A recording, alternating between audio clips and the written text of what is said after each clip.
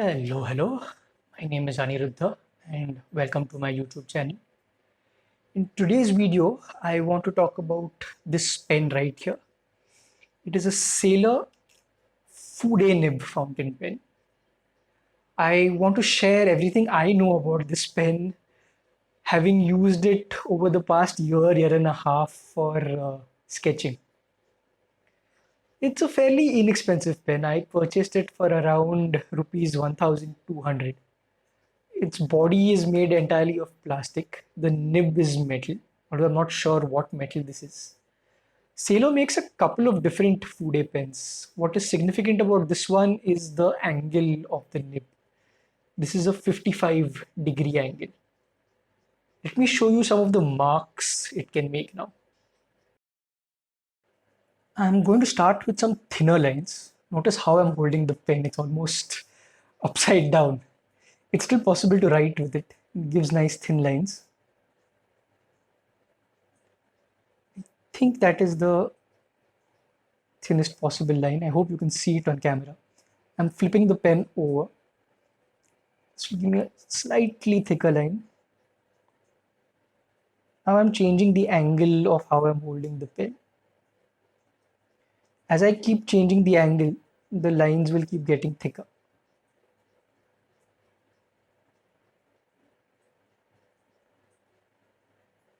The rough texture of the line is because the paper isn't all that smooth.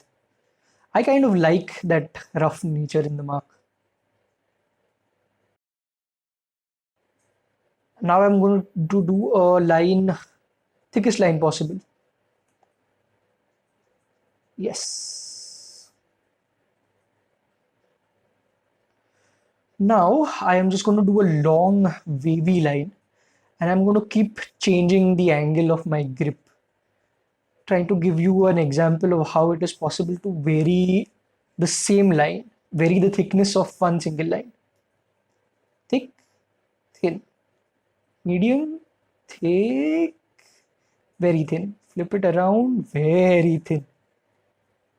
Flip it around again, medium, thick, thick, thick, thick, thick, very thick, thin.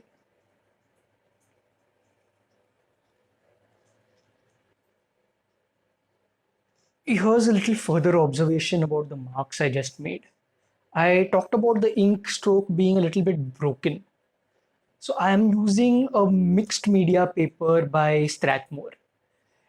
It isn't very rough. I think it's a little less rough than what an average cold press paper is.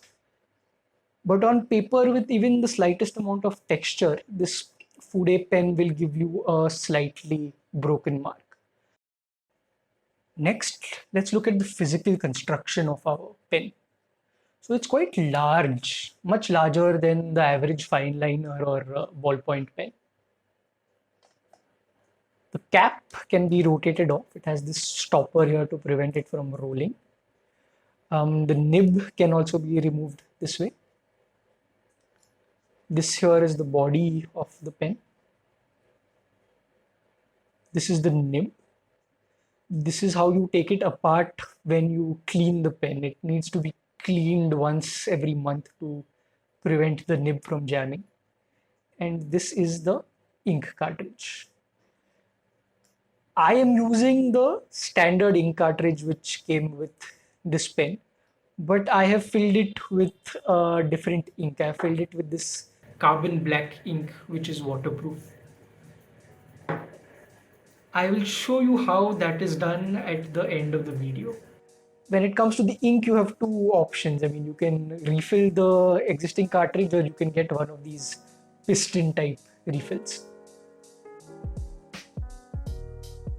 I'm going to proceed to show you how I do a short ink and watercolor sketch using this pen. Now there is no right or wrong way in using this pen. What I'm going to show you is simply my way. We'll start today's sketch by putting down some very light pencil marks. These pencil marks will form a stick figure, a skeleton for me to draw over with my pen.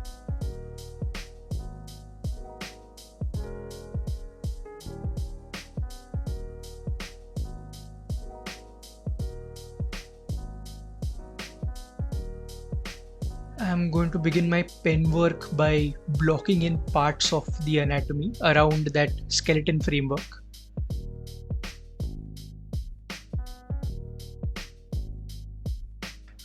Notice the nature of my pen marks. They are short but confident.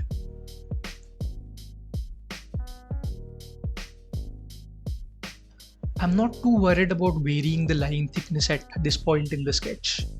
That can be done later. As I mentioned in my previous video, when I begin to sketch with this pen, it sometimes feels a little uncomfortable in my hand. I try to power through that discomfort because with discomfort comes growth.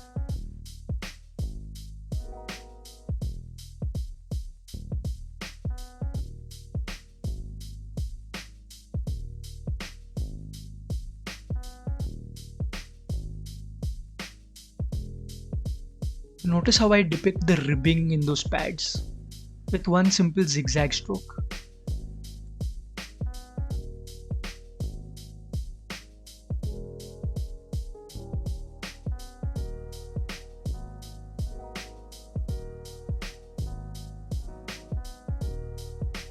Most times I do prefer starting my sketch with the head and shoulders. This time around I just went with the flow. I mean, my hand and my mind are in the autopilot at this point.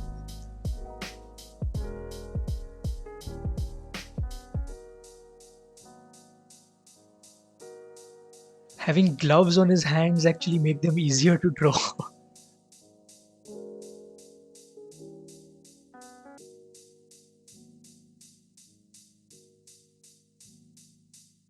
Sketching that helmet was a bit of a challenge. This is probably the first time I've sketched a cricket helmet. It feels strange when you first put it on paper because you feel that the proportions are wrong. It only begins to make sense a little bit later down the line.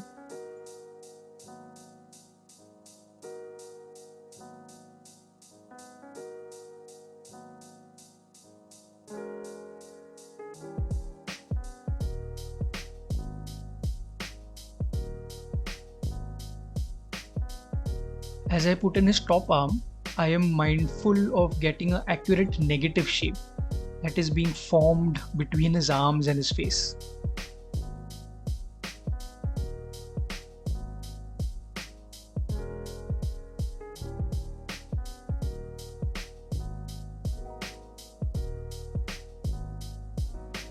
I'm now assessing and adding thicker lines where I think they are needed.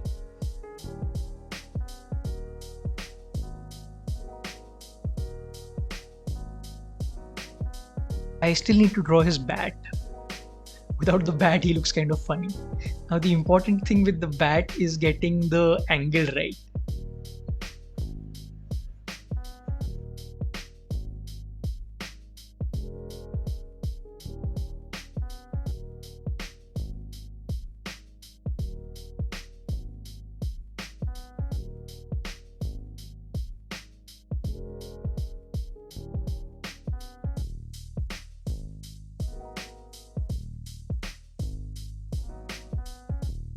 Yeah, that looks good.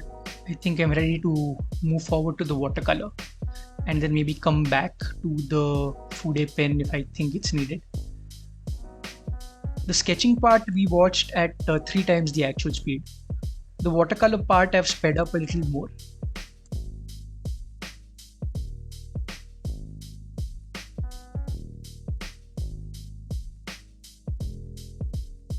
I want my colors to flow into one another. What I am concerned about is leaving enough white highlights. Because if I lose those, I won't be able to get them back.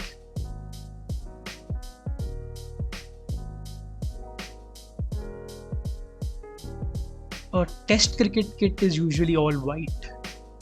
Now painting white in shadow is a unique challenge altogether. You never know if you are going too dark or too light.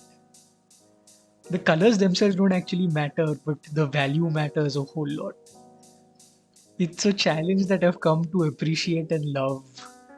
a lot in the time I have been painting.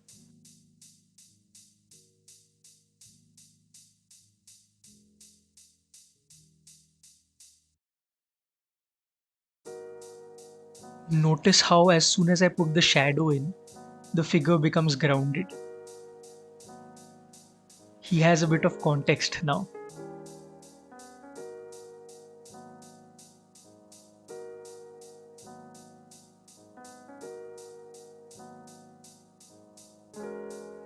Now for the darker values in his arms, his face and the helmet. A cricket test match takes 5 days to complete. That's 5 days spent in the burning hot Indian sun. So yes, our man is tan.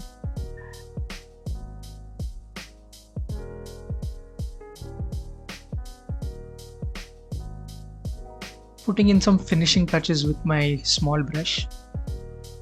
I also want to add a large flowy background, again to add some context to the scene and also make those white highlights that I left earlier stand out even more.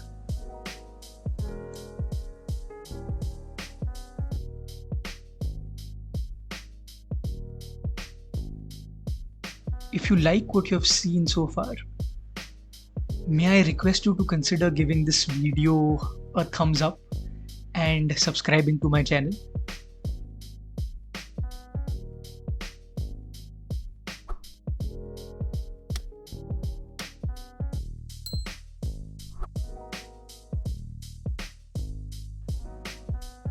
Now that the paint is all dry, I will finish off this piece by adding in his helmet. For the helmet, I'm using some opaque lavender color. Also a little bit of white gouache.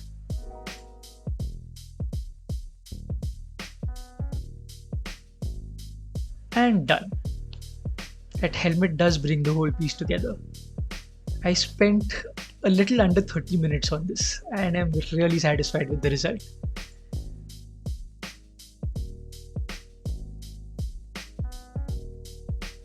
Let me first talk about this piston type refill.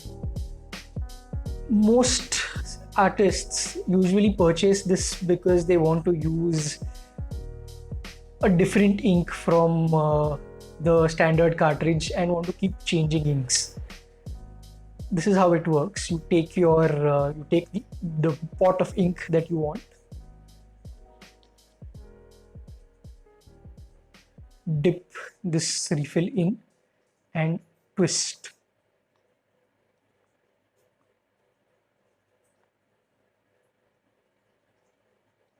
The piston fills up with ink.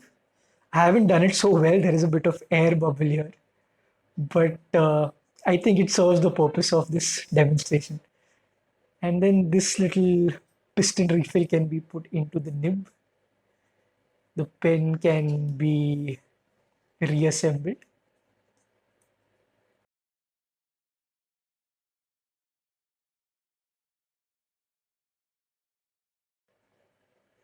So that's one option.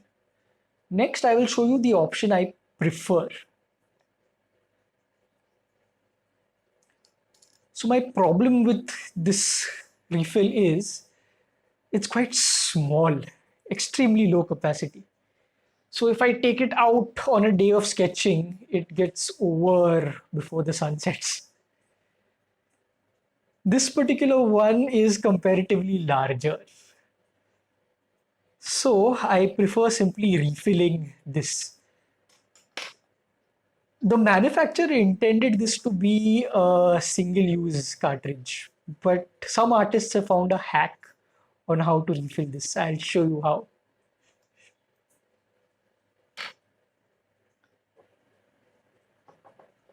What you need is a syringe.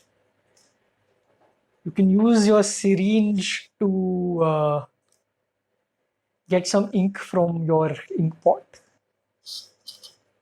It doesn't take a lot.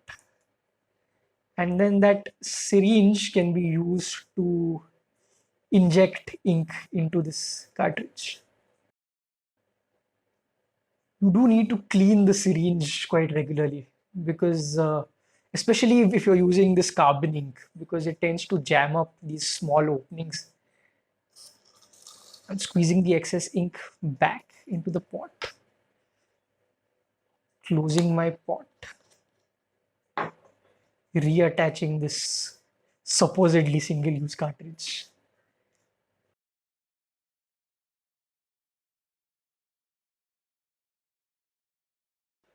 Apart from India inks, most fountain pen specific inks work perfectly fine for this pen. My recommendation, however, is this carbon black ink. The reason I use this ink is it's waterproof and it dries quite quickly.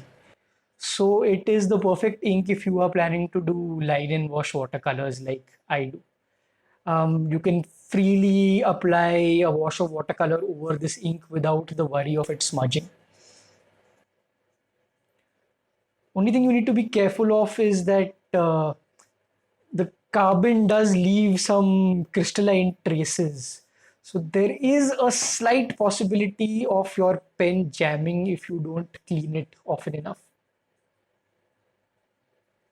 Thank you for joining me here today. Please remember to do all the YouTube things, like, subscribe, and click the notification bell. I look forward to seeing you in the next video.